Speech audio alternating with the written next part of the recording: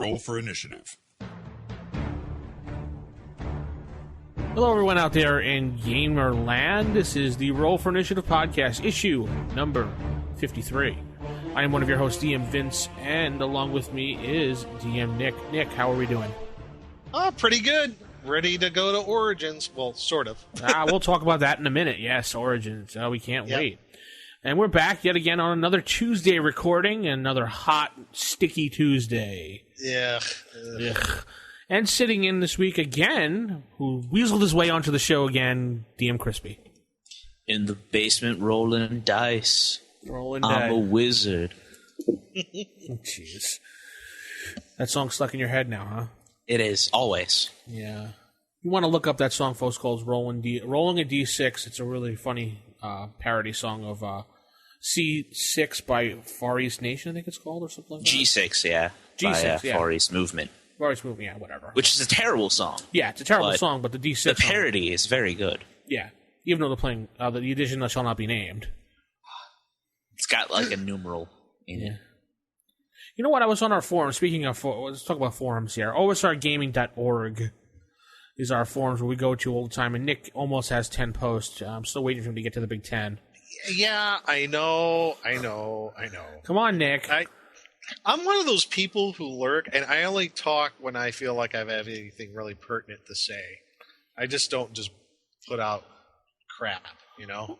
Yeah, that's true. Well, more and more people have been discovering the forums and noticing how calm and relaxed it is compared to other forums. Other places. Yes, other places.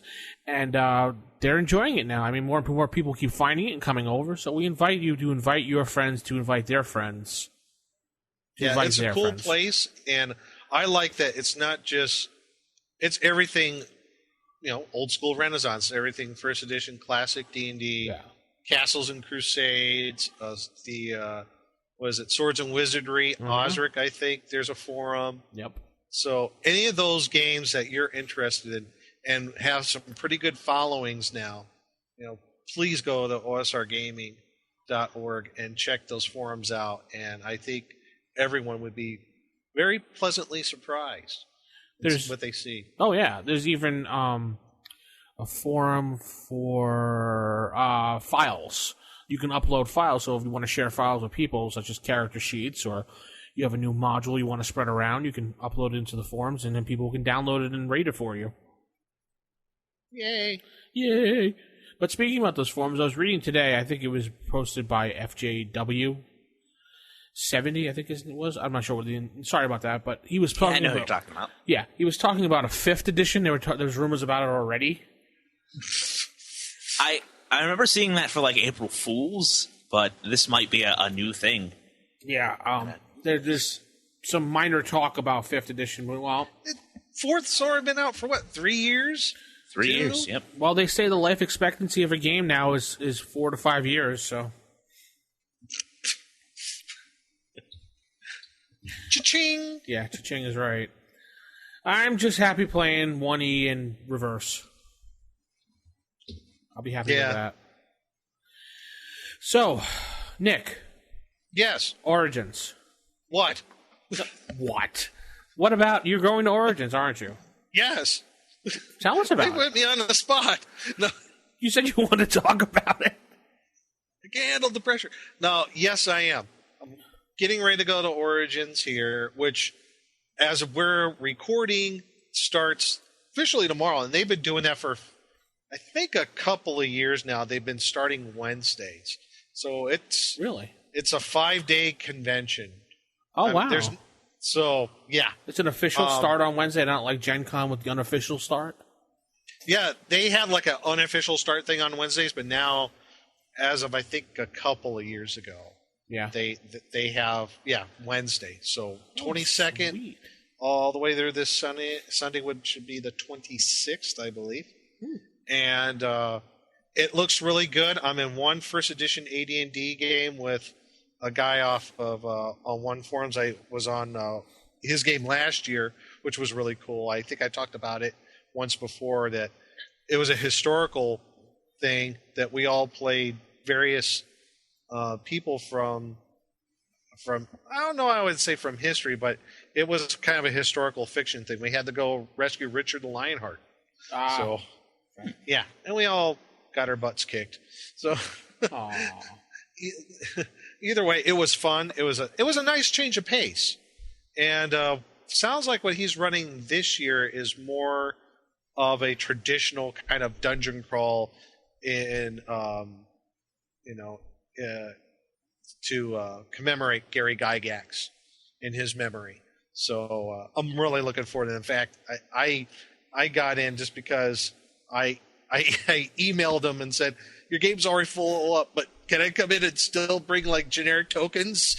And he said, yeah, sure. I already had one other person ask. Sure, more than merry. I'm like, cool.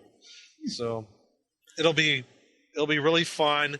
I'm not sure what else is going on. There's a few first edition games going on. I'd say maybe about 6, maybe 7 in the actual when you look it up on their website and you download their catalog.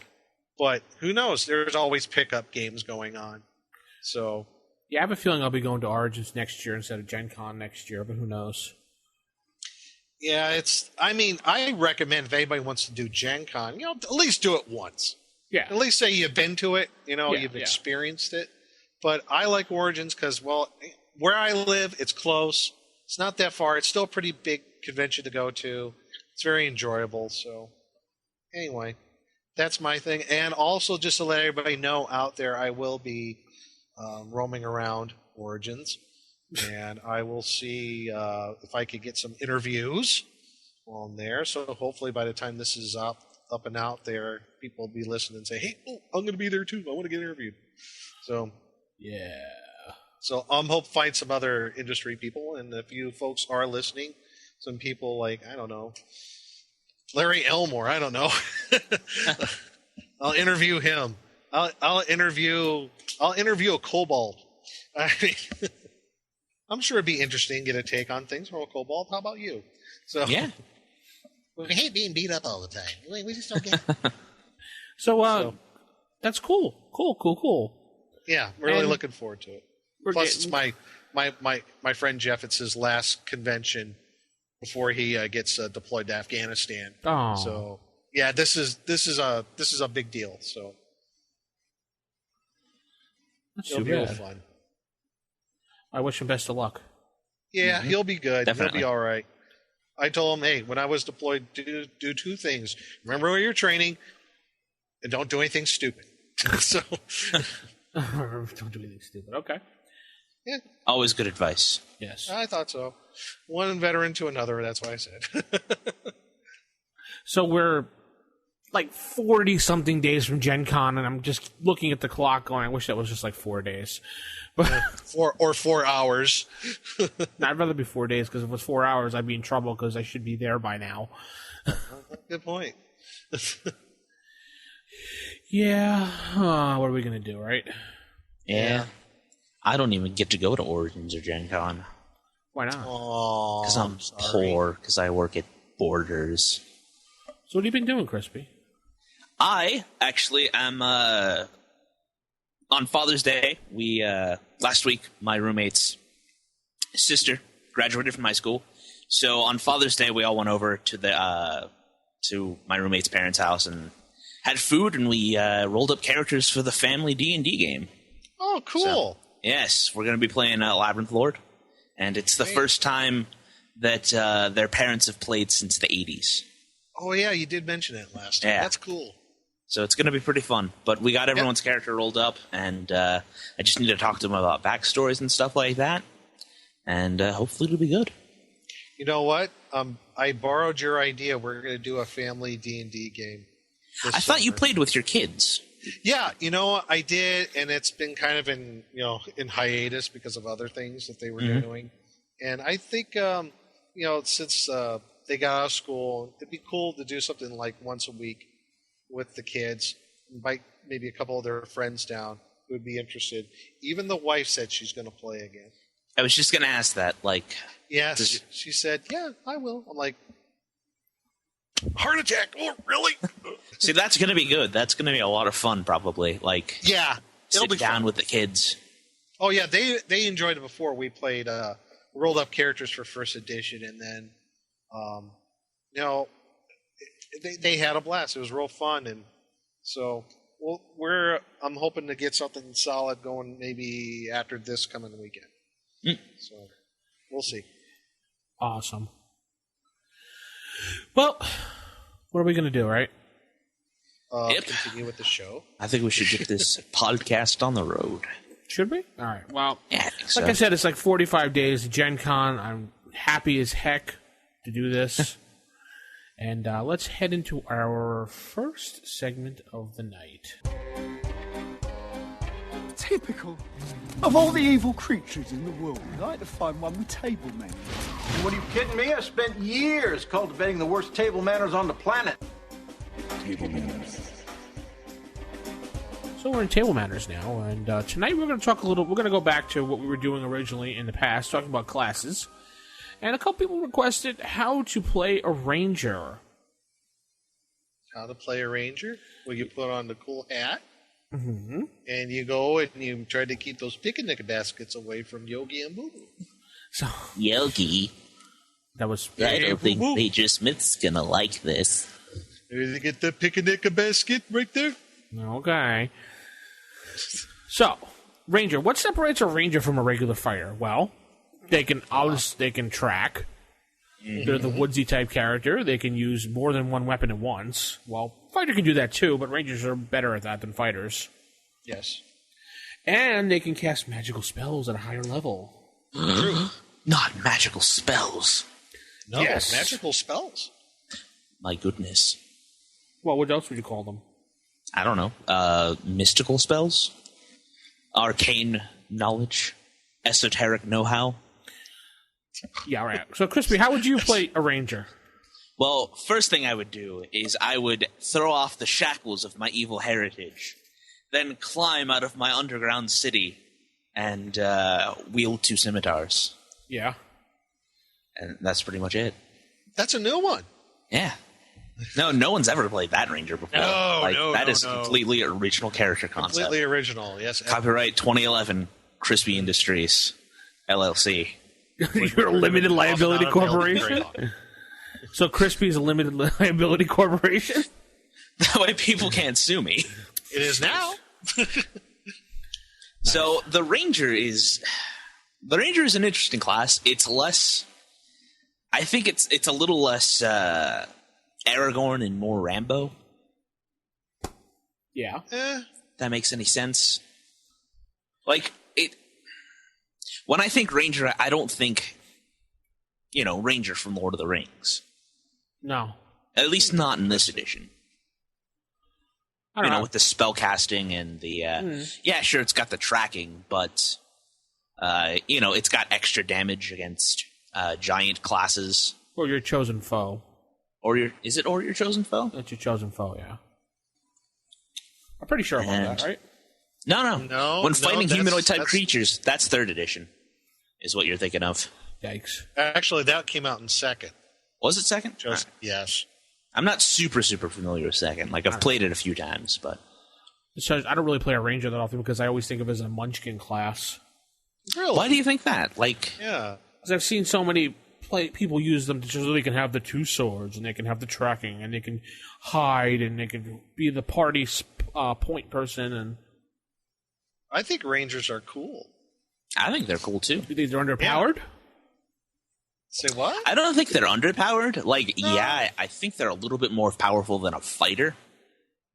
But, I mean, you don't really get spells till 9th level. Yeah. Or, let's see, actually. Yeah, nice. I don't think they're... Where's that table? 8th level. Yeah, they start getting druidic spells at 8th and magic user spells at 9th. And as far as, like, getting the... There is quite a few things you need to qualify for the Be a Ranger. Definitely. You need a minimum 13 intelligence and strength, wisdom minimum 14, and a minimum of 14 constitution. So there's 4 different abilities out of 8 that you have to get in the low to mid teens in. So, I mean, good luck, right? But still, it's not like trying to get that 17 or 18 charisma to be a paladin. So your odds of the odds of rolling up a ranger are probably better than a paladin, I would think. Yeah. I could see people who are, I could see people who do qualify to be a ranger abusing it, though, because, I mean, you do get a lot of neat stuff, like especially the surprise bonuses. Yeah. Like you surprise 50% of the time. Yeah. I played a couple of rangers in my day. In fact, one of my favorite characters, he was a half elf ranger cleric, and no, I'm not going to do a whole character story, so don't worry. I'm not gonna bore everybody to tears. What did Tracy Hickman say, Nick? No character stories. Exactly. That's why I'm not going to do one. I'm just saying I played them, and I don't think I've. They have special abilities like some other subclasses have, like a paladin or a cavalier or a barbarian or what have you. And I don't think they're any more powered than any other of the subclasses. I mean, yes, it's more powerful than the fighter, but you know what? That's the luck of the roll when you create the character. If you get those ability scores to meet those minimums at least, then why not play them if you can do them well? I mean, I do like some of the restrictions on it though. If you're anything but not good, then you get stripped of all your paladin. Wow, ranger abilities. Right. Yeah, and that makes sense. And also the ranger, as I see him, I do see there is some Tolkien influence on this ranger class. With the tracking ability and the identifying of woodland creatures and the stuff like that. They're the scouts. They're the guys who live on the fringes of society. Now, I'm curious, for that one restriction, no more than, 3 can operate at one time? Yeah, right. I've seen this on, I think it's Dragon's Foot. I saw a topic about that. I don't get it. Like, I don't understand why I don't get that either. I would think the more rangers that there are in the party, the better that they're going to track. If they're going to track something, I think that would make more sense. The more the merrier. Maybe it's like too many cooks in the kitchen kind of thing. I'm thinking possibly more the whole backstory of a ranger being the loner in the woods, and they don't like each other because they're supposed to not like people to begin with. Mm-hmm. Well, there's nothing to say that they shouldn't. I mean, well, if you think about the backstory of a ranger, he's living in the woods by himself, so like a druid almost. Yeah, but you can also have a ranger who is maybe. Isn't employed by a local lord, and he's and he periodically goes back to the lord's castle and reports on things that are going on in the hinterlands. So not necessarily a loner type. I mean, that's the stereotype of this particular class, but I don't think if you want to put a little different bent on it, I think that would be one way of doing it. I mean, that's how I played one particular ranger I had. That he was like a scout for a local lord, and he was not necessarily a spy, but he would report back on if there's any strange doings on the borderlands of this lord's lands. So, now, would you make any adjustments to the class, or leave it as it was, or is? I like the class as it is. There's some good stuff. There's like mechanically that kind of gives the fighter an edge on it. Especially restriction 4. Rangers may own only those goods and treasure which they can carry on their person or place on their mount. Right. And then you have to donate everything else. So, it's going to be hard for a ranger to build a stronghold because he's not going to have the capital for it. And then if you look, same page as that, attacks per round. Rangers, they kind of they lose a little bit on the attacks per round. Yes. Compared to fighters and paladins, and they also have a lower hit die. But they do start with 2. They do start with 2, and that's in reflection that they're I guess they're a little more rugged as hardy individuals, a little more hardy. Hence, also going back why there's a minimum constitution score that you need for the class. One thing I would change that this always was a head scratcher for me. What they define as giant class opponents. Yes. Kobolds. Kobolds? What? Really? And if you go into the Unearthed Arcana, Tasseloi, Varts,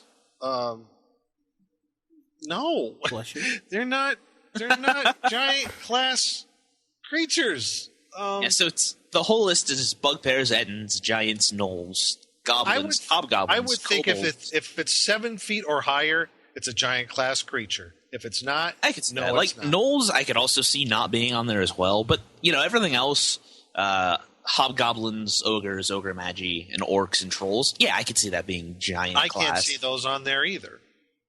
I would because I mean, ogres are huge though. Like an ogre. ogres, yes, ogres, Ogre magi, magi, all orcs the giants and giant kin.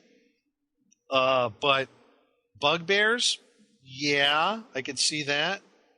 Ettins, definitely.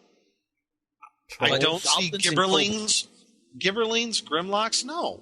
If they're below a certain height, it's not a giant class creature. Hence, why is kobolds on there? Why? And Why? goblins.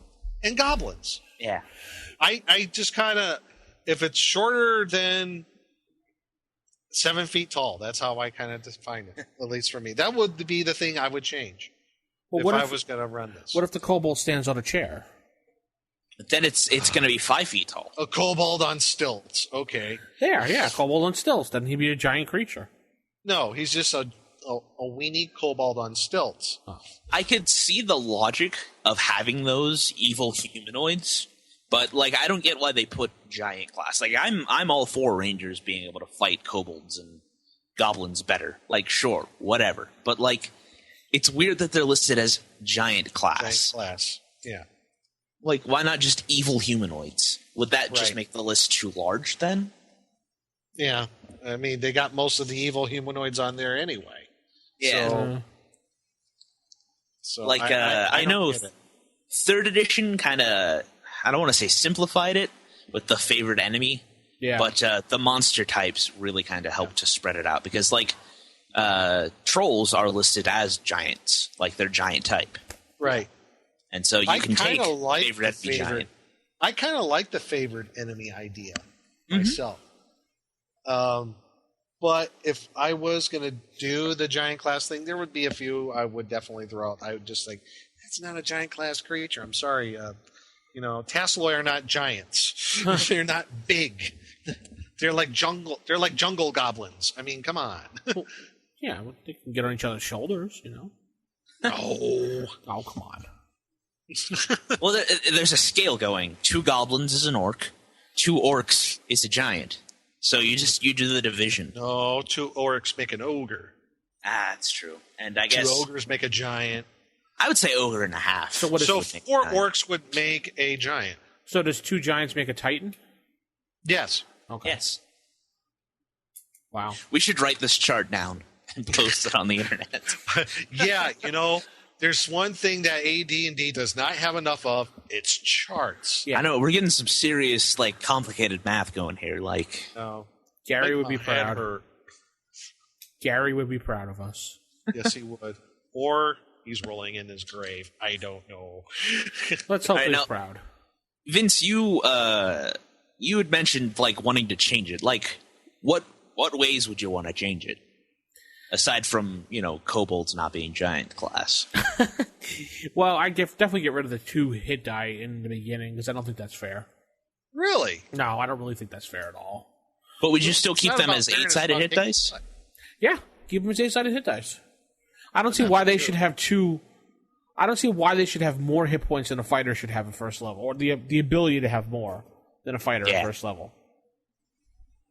They I can should see not. that. But then, like, when you take the hit points down, if you just keep them at D8, they're going to be kind of squishy for a No. fighter type. Not really. Yeah, same hit die as a cleric. Yeah. And so what's he the would have to weapons and armor for a ranger? He can wear any armor. Yeah. See, that strikes me as weird. I would want to change that because, like, That when I was think changed in ranger, later editions too. yeah, Yeah, that was changed in You I think- think third. yeah, lightly armored scout is what I think of. Actually, Not I clank, think clank, again clank. that was changed in 2nd edition, where they Boo. can only the heavier the armor, the less tracking ability they will have. That makes sense, because, if you're walking around in plate mail, how are you going to be able to sneak around and track somebody? Right, unless it's magical plate. Yeah. Yeah. So, how can we make this better? I don't know, shoot fire at it? Oh, wrong podcast. Never mind. Shoot a fireball at him. Pokemon. Yeah, Pokemon. Go to the Pokemon website and no, never mind. I think Pokemon Rangers is a thing. Like, I think that's actually a thing. Oh, now you have to die. Oh. Well, they had a whole marathon of Pokemon Black and White on the other day. Oh, don't go there. Please don't go there. La la la la. I am not listening. I figured you were watching it, Crispy. I don't have TV. Oh, that's right. What? Yeah. I don't need, I have the internet. What do I need TV for? Well, good point. Yep. All right, so let's just find out how you folks out there play a Ranger. Maybe you can go to the forums or osricgaming.org and post up how you play a Ranger. Or rfistaff@gmail.com, or you can call the hotline, which is... Hotline. Ugh, right in my eye. Oh, I forgot the hotline. 570... 290-728. No, that's our hotline. That's the other hotline, dummy. But you should call in to Save or Die and tell us what you think about Roll for Initiative. 570-865-4210, the hotline. Right in the eye again. Yeah, there you go. Then now leads into our next segment. You think I'm mad? Perhaps I am. What are you, a wizard, a genius? Darn. A perfectly good brain wasted. Game mechanics. Okay, next segment is game mechanics, and we're going to talk about something... 3 little paragraphs in the Dungeon Master Guide, but it's packed with a lot of information. Actions during combat and what you can do. It's in page 71 of the DMG. So basically, if you read through these 3 paragraphs, how Gary wrote it, he gives an example of what you could do in combat and as a DM, how you should basically use common sense and trying to figure out, how long particular actions take. The one he gives as example is of a player saying, I hurl oil at a monster, ignite it, drink my potion of invisibility, sneak up behind it, and stab it in the back. And then, I love this, he says, how ambitious indeed. But it brings up all these, but he brings up all these questions. Where's the oil? In a pouch, of course. So that takes at least 1, maybe possibly 2 segments. And looking for the potion, drinking it, sneaking up, all those require a certain amount of time. So, and he said, could it at least, what did he say? Take about a round or so.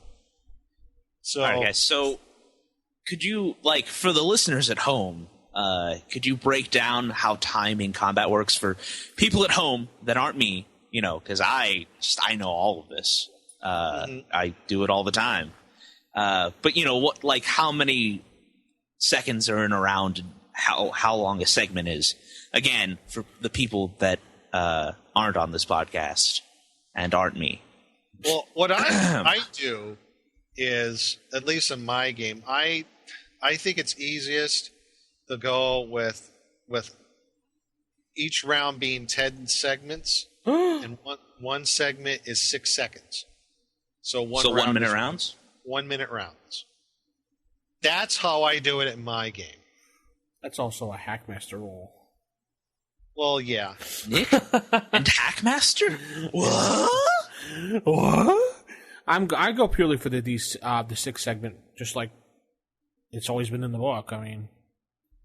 So each segment is 10 seconds? Yeah. You could go that way. And that would work too.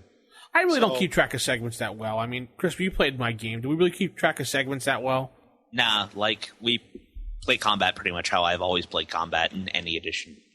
Right. And I think what Gary was going for here was he's saying basically use some common sense. Just figure out in your head what would take for about something to happen. What for, if you want to sneak up behind that ogre and backstab it, how long is that going to take your player to get the weapon out if he doesn't have it? sneak around in the shadows and get behind him and backstab him. I mean, 3 seconds. Oh, sorry. It could take about one round, maybe 2. What if it takes 12 rounds? 12 rounds? Yeah. Then it takes 12 rounds. Oh, okay. I think another thing that we have to keep in mind when you do these things is people, I guess, consistency. If you ruled upon something before, maybe people are, I know I've encountered this and I've seen it, where there are those people who are kind of like rules lawyers, and they say, "Oh, last time you said it only took 3 segments. Why is it taking 5 now?" So because you tripped over a rock. To them, you say, "That's a very good point." Roll dice. Oh, you've been hit by lightning. You could do that, sure.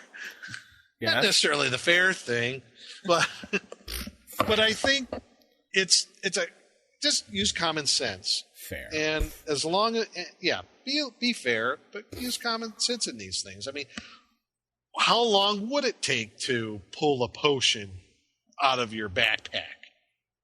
I don't know. Probably half a second. Half a second? Yeah, I mean, it's not that hard to pull a potion out of your pack. You know where it is. When you're going into battle, sure, but it's on your back. You have to take it off, and you have to pull it out. No, if you prepare for battle the proper way, you'll know that your potions are within reach, and you prepare them in the backpack. So all you have to do is go whoop, and it's right out. I would say, for me, I would roll like 2 or 3 segments, like 2 or 3 seconds. Get it out of a backpack. Yeah, I could see. If a segment is 6 to 10 seconds, yeah, that sounds about right to me, at least. Oh, I guess if you're going to say segment, yeah, 1 segment, maybe 2. If you got a route around there. 1 segment done. Yeah, 6 seconds. Sure. Okay. Most actions could probably be done in a segment, like pulling out a potion or getting a scroll out of its scroll case. No. I don't play with those such complicated rules. I'm just do it, and that's it. Well, I know, but this is one of those things that some people might be concerned about during this is the actions during combat. So like a lot of things that you could do.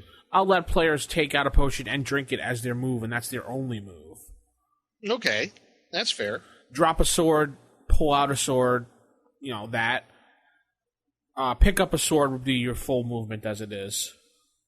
Because, you have to actually bend down, pick it up, and then get back up to your defensive position. I consider that like a full movement. See, yeah, like, some people would argue that, like, oh, no, picking up a sword is, that's easy, blah, blah. But picking up a sword in plate mail? Yeah, it's when you're hard. weighted down with a quilted doublet, a chain shirt, the mail itself, and your center you're being attacked by Lizard Man. Yeah, and your center is in your chest, so now when you bend over, you're going to spill out onto your face. And like you're in balancing a swamp. yourself correctly. And the sword is in a foot of murky water. Even just, like, with it, dropping a sword and then, like, if you're going to do segments, dropping it, like, picking up a sword in plate mail is probably going to take that 6 seconds. You can't just, like, drop down and pick it up like you would, like, a quarter or, like, a ball. Pencil that you dropped. Yeah. Because you have to balance yourself properly. Yeah, true. Then if you're like that dorky guy that kicks it and, it keeps kicking it away. Yeah. I do that even without plate mail on, so. I wouldn't doubt it, Crispy. Impressive. Oh, well, thanks. You do that at Borders all the time, don't you? I do. Just drop a book, kick it. That's out of malice, but I make it look like it's an accident. One of the things I do is, like, when we were talking about combat and movement, one of the things I allow players to move at half their movement and still attack in the round. So you could do so I think that's if there is a kind of a complicated combat, if we're using miniatures, for example. I'll say, you could do half your movement and attack. That's not a problem. I think that's kind of fair. I've done the 5-foot step, and then you can attack. Mm-hmm. If you really need to be. I mean, if it's something, I don't know. It depends on if I want to stop the flow of the action or not. Yeah. It depends on the situation, too. Yeah, like you said, it depends on the situation, really. Like, I'll let players charge and attack. Mm-hmm. just to keep the action going and to keep it fun and exciting. And then other than just, you can run over there, but that's the end of your action. Yeah. In basic, at least in Labyrinth Lord, the rule is you can move your full combat action, or your full combat movement, and still attack. So if you have, move 120, you move 40, it's a third of your total movement. And, I mean, it doesn't break the game. It works out pretty well. And it's funny because, when you guys explain segments, the round now in current editions D&D is basically, it's all done in segments. Everything is 6-second rounds. Huh. Which I personally don't like, but I could see the appeal of simplifying it. Okay, you can do this in a segment and that in a segment, and everyone gets one segment per round. That's the round. I like doing that because, for me, I like to have it, because I always have such a big group of people playing, that there's at least 6 to 8 people in my group. I like to try to keep things in order, as orderly as possible, and I know who's doing what when, so it doesn't become one big conflagration. That's how I like to do it. It was pretty big when I had the full group of the Book of Sorrows going, and we had what did we have, Crispy? About 7 to 8 people at one point. 6. 6? But I think we were up to 7 at one point, or 8 actually, with Martin. Yeah, dirtbag. Anyway, Hey. Well, he's the one that dropped out and decided not to tell us about it, so he's a dirtbag. Okay. Loser. Anyway, it was, for a while it was kind of hard keeping track. I had to actually get a dry erase board and write down everybody's movements just to remember to make the move, because I was forgetting people at certain times. Mm-hmm. And then, poor Andy, what about me? I'm like, oh, dope. Yeah, that's right. I just track the segments as they go along. I go, the segment 1. What's your action? Or segment 2, blah, blah, blah, go right down. I remember one time when I was at a comic book store when I was in Connecticut, we had a group there. It was the Munchkin group, I call it. But we wound up attracting 22 players for one game. Wow. Jeez. We had to have 2 DMs because it was that big. Wow. It was me and my friend. Imagine. Yeah, me and my friend Chris, who's in the Coast Guard. Me and him would go on Saturdays and DM, switch on and off. But this time we had to both DM because it was such a large group. Wow, that's crazy. Combat took forever. Yeah. But I noticed that when the post-2000 editions, they made actions during combat very, very simplified and very realistic. Yeah. Basically, you get to move an attack, or move twice, or move and do an attack equivalent. It's simple, but also complicated, because then you have to break out which actions are the equivalent of a move, which are the equivalent of an attack. But it's all defined. There's no question about it. It's just all defined for you. Not all the time, but for the most part, yeah. Well, yeah, it also takes away from the fact that they don't think that anybody has any common sense. Duh. I mean, and that was the whole point of the paragraphs here and the actions during combat. He's saying, use common sense, people. It's not that hard. It's not rocket science. If you think it takes a certain amount of time to do something, okay then. Just don't be crazy about it, really. Be a little realistic, but, just have fun with it. Don't, I guess, and I think part of it is because there's no defined actions during combats, this takes this amount of time, this takes this amount of time. There's no huge chart, because it all depends on the situation. Imagine if there was another huge chart. Yeah, that'd be a ginormous chart. But, I mean, it all depends on the situation, like the one I said, picking up that sword. Well, what if that sword is... You're fighting lizardmen in a swamp, and like I said, and it's in that murky water that's a foot deep. That's 10 feet away. Right. There you go. I mean, that's the kind of situations that happen. You just can't have one defined, okay, it takes this amount of time to pick up a sword on the ground. You can't really do that. You have to be as flexible as possible. And it doesn't break the system. Shock horrors. Imagine that. Yeah, really. Break it. Yeah, and if you don't want to do it that way, like how you do it, Vince. You don't really bother with the whole actions during combat segment thing, whatever. Still works for you, doesn't it? Yeah, I'm more of a story, action-oriented DM than a rules lawyer DM. And I've always said that since issue 1, so... Right. I've always said that since issue 1. Yeah, I've always been kind of in the middle, I think. I'm not really rules lawyer, but I'm not all, cinematic either. I'm somewhere in the middle. I tried to be. As a matter of fact, Crispy, you seem like a kind of a rulesy type person when you DM. Do I? I try not to be. You just kind of seem like you are kind of rulesy to a point. Yeah, like, I'll say screw the rules to let people do stuff, but, like, I don't try to memorize all the rules. Yeah, that's usually what Jason's for, our rules lawyer. That's true. Which he'll be back next week. He's coming back shortly. He certainly will. So anyway, have we beaten this one down? Yep, I think we beat this kobold down as far as we can.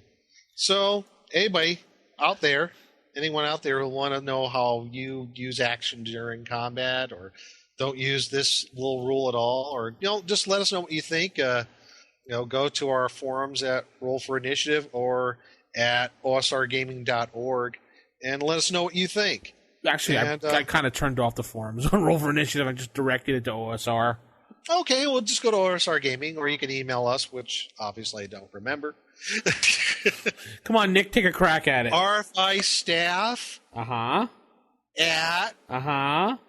RFIpodcast.com? No! Nick! No! Take 2. I'm sorry. I forgot. RFI staff at gmail.com. Oh, I'm sorry. Why, you little... Why, you little... All right, so let's head into Creature Feature Theater.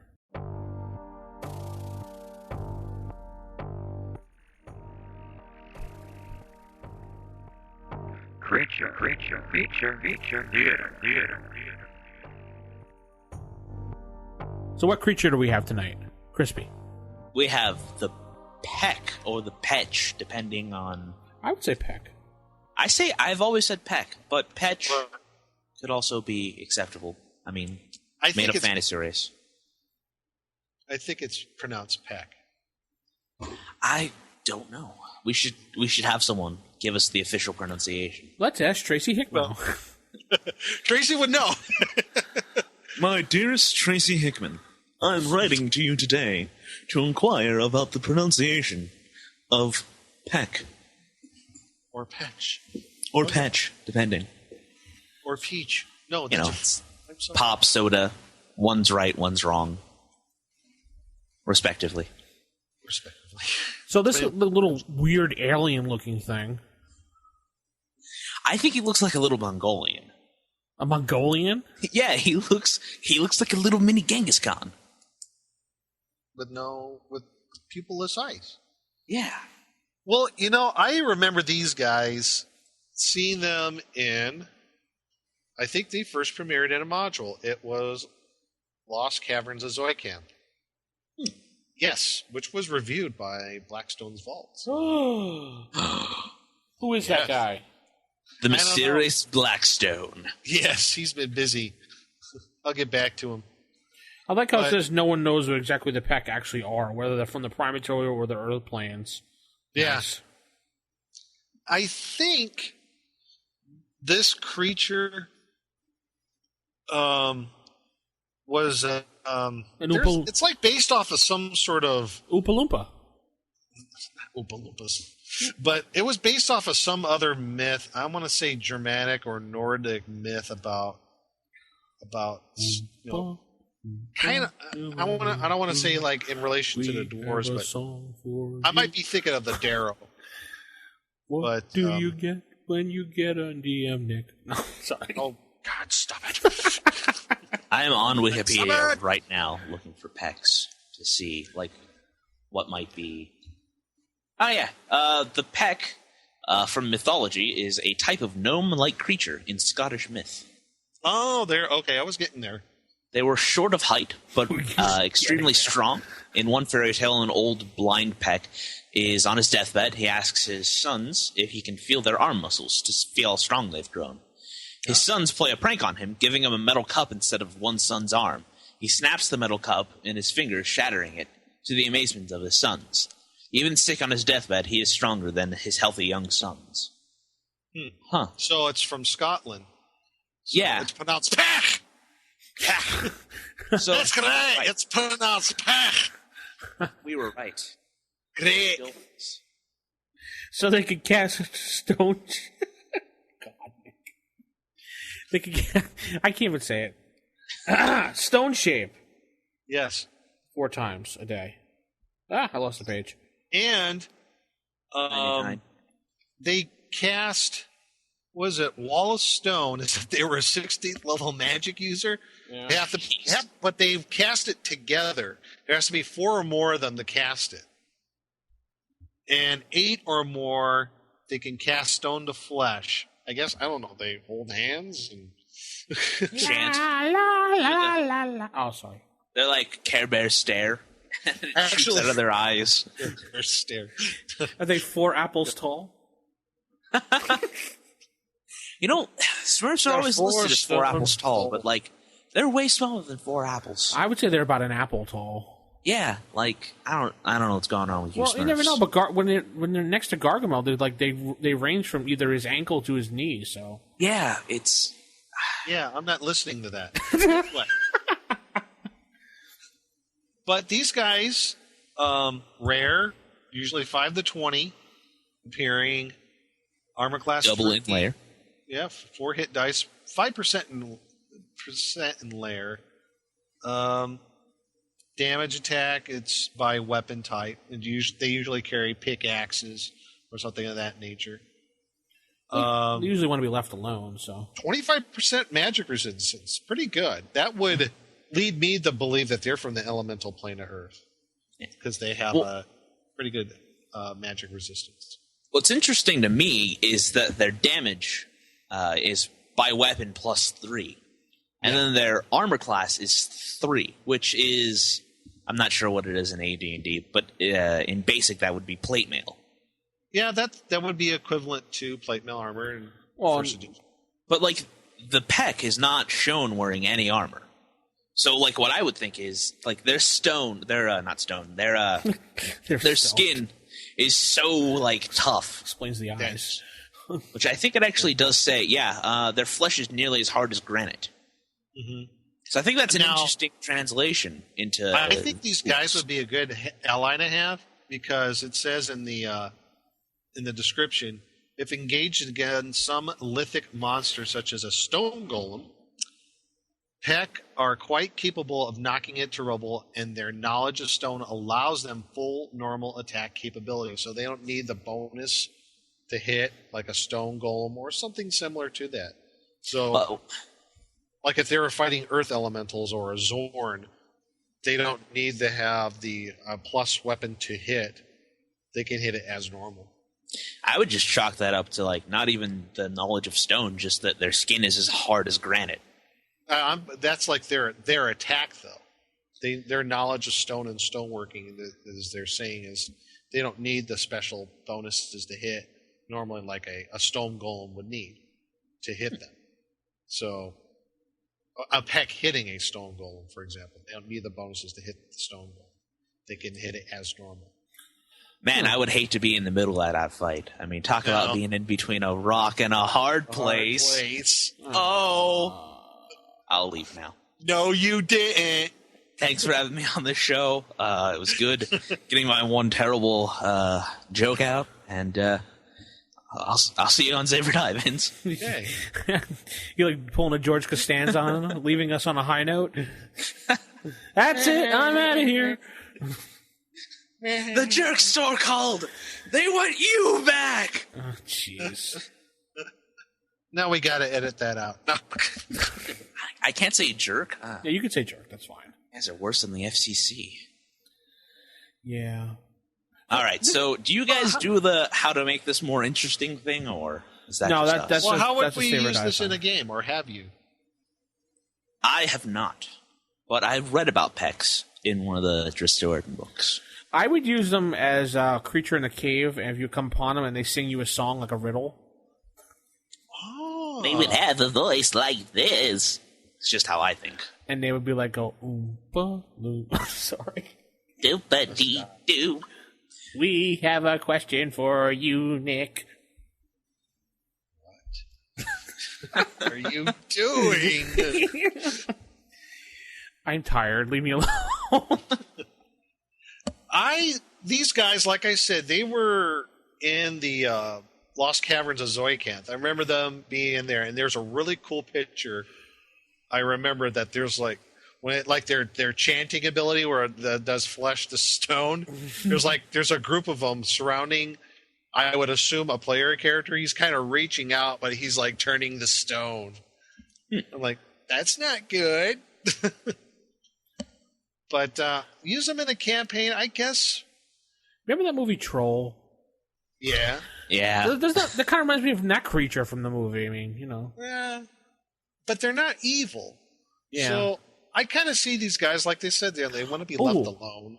Bill and Ted. Station. Station. Station. Kind of looks like that. A little bit, yeah. I can see that. Anyway. Anywho, how to use them in a campaign. I think these guys, you would see on an extended campaign in the Underdark or Netherdeep, however you want to call it, and they requesting help. Maybe Underhell. The Underhell. Hey, the Shadow Bad. The Shadow Bad. The really dark place underground. No, I would definitely use these as a mythological creature that people talk about, and you have to find them because they have some information for you. Mm-hmm. And the leader of the Pech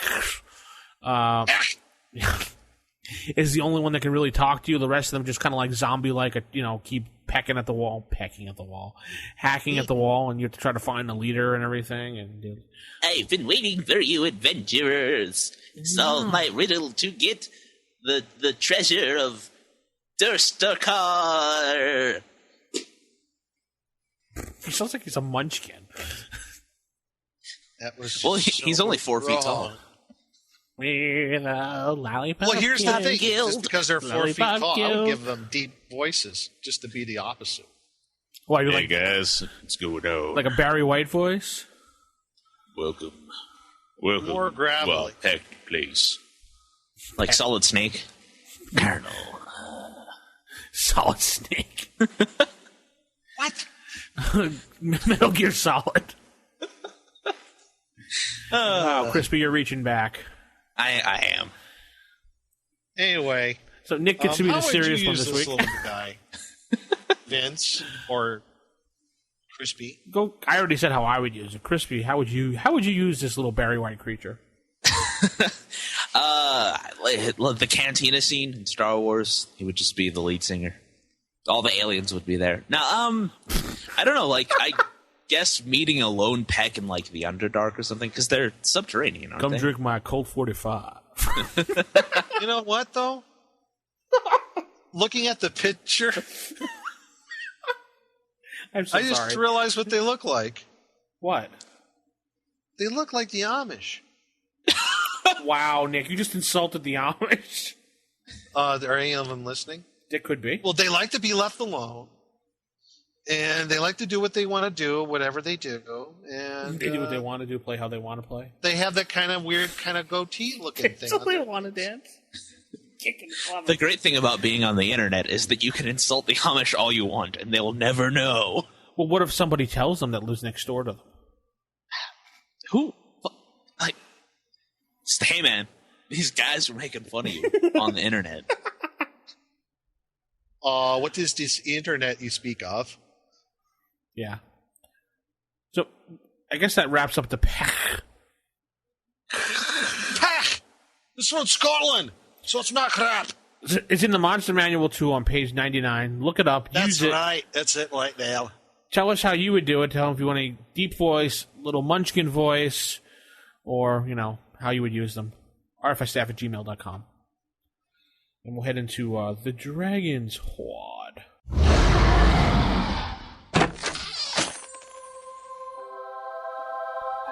Dragon's Horde. So what do we find in the Horde this week? Lots of cool stuff. Yeah? Actually, Sword plus 3. What? 4 bags of holding. All in one. Oh, that's bad. Brazier commanding fire elementals. I thought it was Dun, just dun, dun. commanding elementals. Commanding elementals? Is it I'm pretty sure it's just fire. It's just fire? Yeah. Okay, maybe I just forgot to put that word in. You did. Oh, sorry. So But anyway, you this have Brazier of commanding other elementals, though. Like, yeah, it's your campaign. Do whichever you want. You know, hey, fill it with water. I'm sorry, you get to use mud.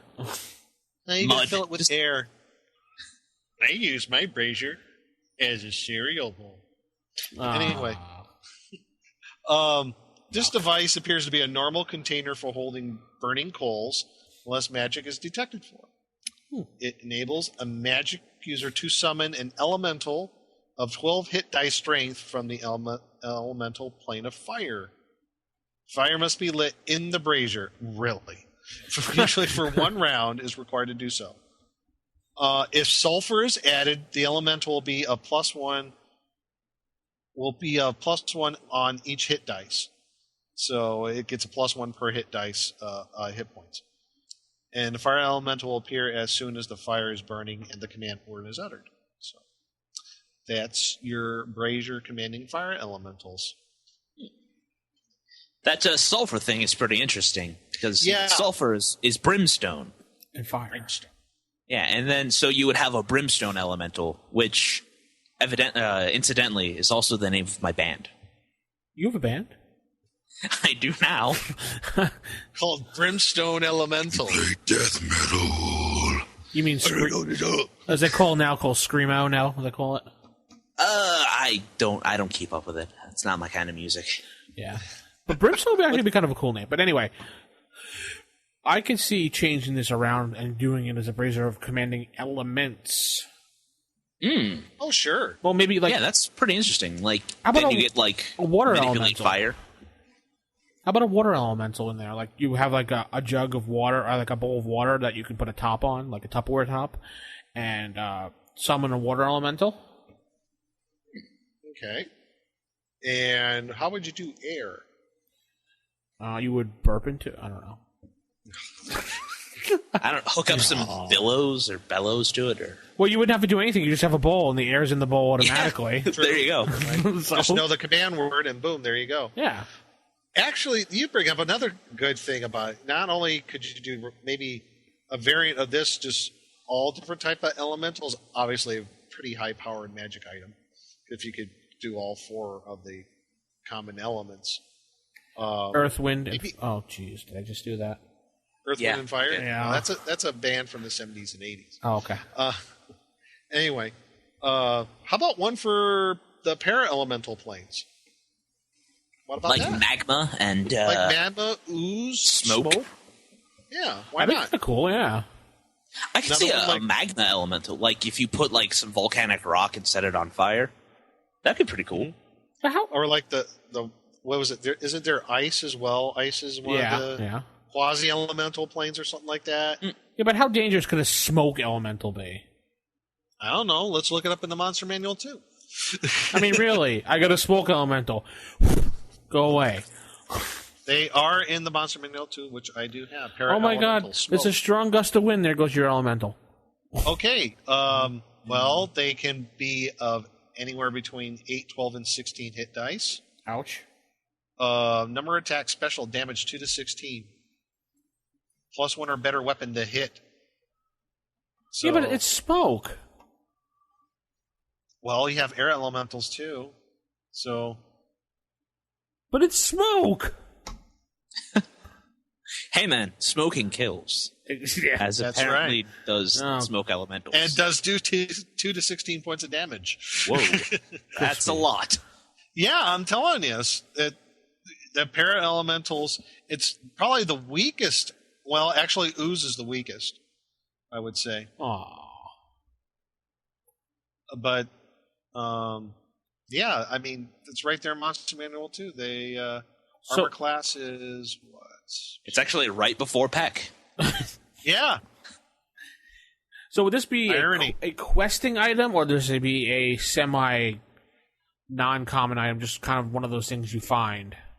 See, I would imagine like the big bad wizard would have one.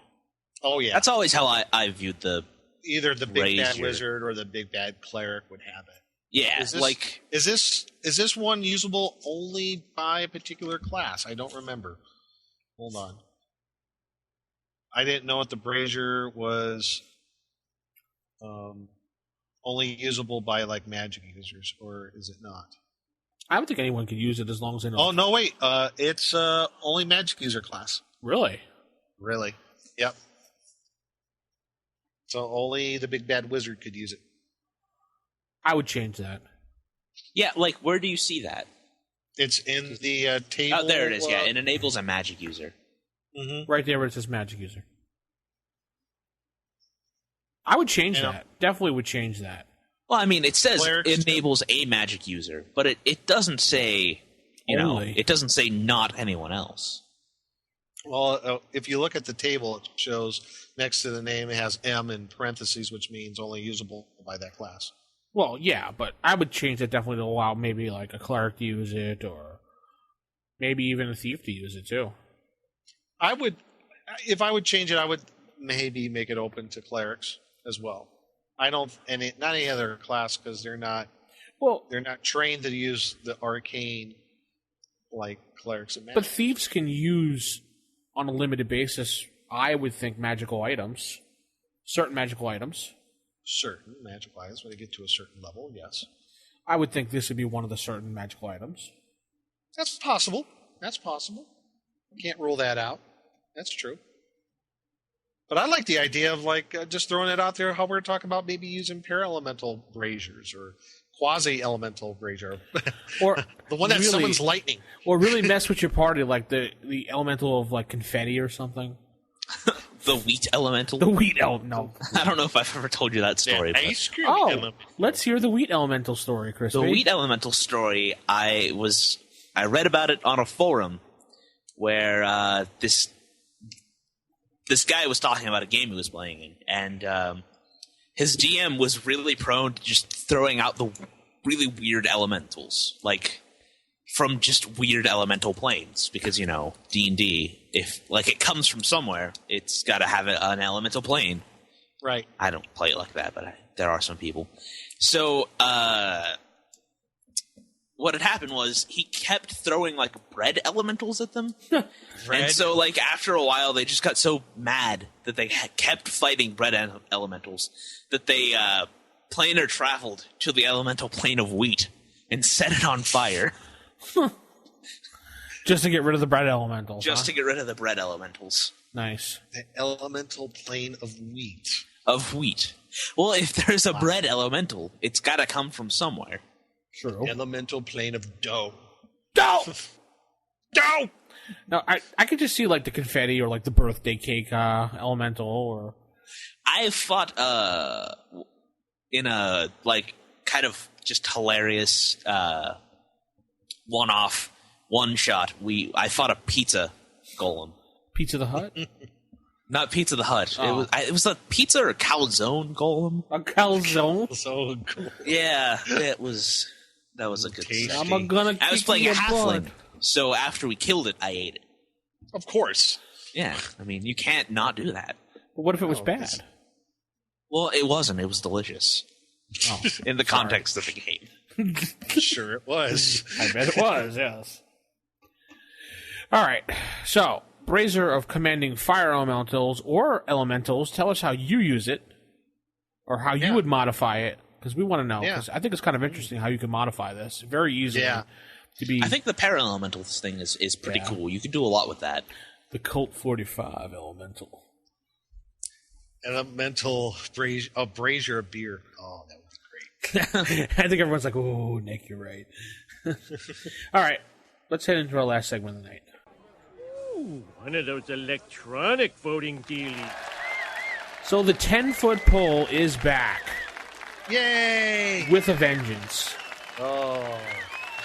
So Yippee-ki-yay. Hey. Yippee-ki-yay, Mama Jama. Shut the front door. Anyway. My word. The 10-foot poll this week is, how do you roll your initiative? We have D6, lowest side goes first, which I favor myself. D6 by the book, for those people that roll by the book. Or each player rolls a D6, and each group of monsters rolls the same thing. So you would get a bunch of rolls that way. Or a D10, which is obviously the wrong answer, but we'll put it in there anyway. How would you vote, Crispy, and why? Out of the options, D10, if I'm doing individual initiative. So you picked the wrong answer. Well, of course. But I actually do D6 in my basic games. I do D6, highest goes first. Because I don't use segments or anything like that. It's just you guys win that I rule. It's like Monopoly. I go for the D6 lowest first, as you've heard in my games. Mm-hmm. And, Nick? You don't want to know my answer. I know your answer is the wrong answer. Nick, your answer is the right answer. No. It purposely my says... answer is just my answer. It purposely says That's wrong all. answer next to it because it's wrong. But I gave it to you anyway. Oh, fine. Be that way. So go there, vote often, or as Jason does, vote more than once. I don't know how he manages to do that, but he does. Because he's the moderator? No. Oh. I don't know. He must have 2 accounts. I don't know. Ah. But go there, rfipodcast.com, and vote. Vote more than once. Vote every day, all the time. It's good times. And so that's going to end the show. Oh, what, Nick? Oh, before I forget, it's winning how many stars this week. Another thing, folks, if you can, go to iTunes if you're listening to the podcast and do, give us some stars, give us some feedback. Doesn't matter, good or bad. We read them all. We take them all in, and we just, we really appreciate any sort of feedback that we do get on iTunes. Yeah, of course. Nick reads everything. Yes, I do. But never posts. Yeah, but never posts. Duh. He just reads and silently now judges you. Unleashed. I'm going to have 100 posts and just say, I like pie. Don't do that. I'll ban you. Yeah, that's right. Oh, okay. Speaking of which, we do need moderators for the forum, so if you want to pop in there and apply for moderatorship, as long as you have an account with more than 5 posts, or 7 posts in Nick's chance. And you favor blunt weapons over sharp weapons for clerics. Okay, that's it. That's it. Well, it's like if clerics can use sharp weapons, why be a fighter? Exactly. Yeah. All right, we'll head out this week. Keep it original, keep it old school, and good night, everybody. Wait, before we go, can I just hear Nick say, "Ooh, one of those electronic voting dealies," as Homer Simpson? One of those electronic voting dealies. Ooh, we forgot to ooh. Ooh. Yeah. All right, good. Better? Good.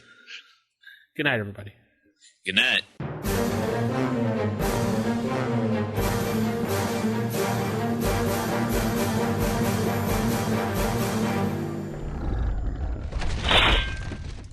Roll for initiative.